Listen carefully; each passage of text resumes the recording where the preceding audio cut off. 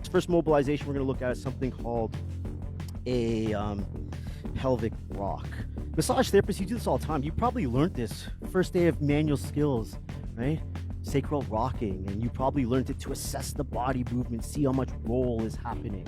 And what we're also going to do with this is add a mobilization to it. So you can do this to the T-spine, you can do this to the L-spine, and all I'm doing here is my hand and I'm rocking.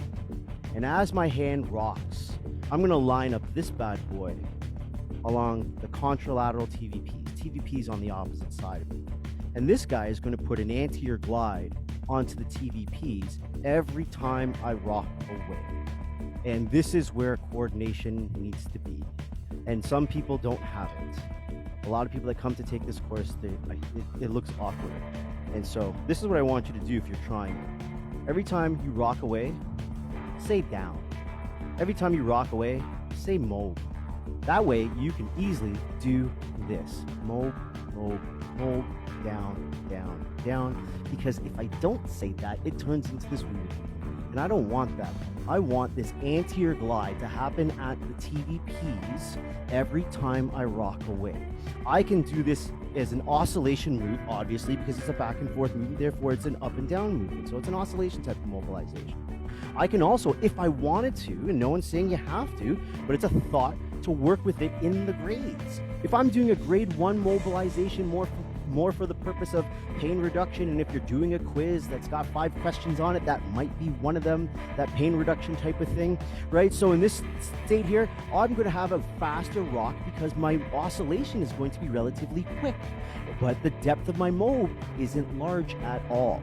Cool? If this is like a grade 2, then the mobilization depth is larger, the amplitude is larger, and therefore my rock is going to be slower and bigger, and it would look more like this.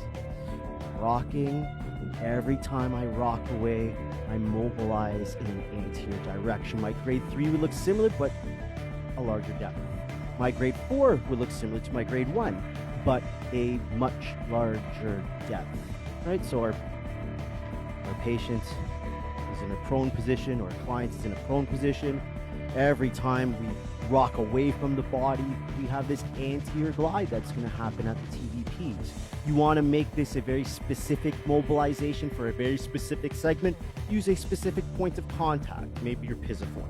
You want to move several segments at one time, maybe you're using your femurs in this movement. So, and maybe we can cycle through the cameras, that way we can see it at different angles. So for example, here's like my grade 1, quicker rock, lighter pressure through. Here's like my grade 2, I slow that down.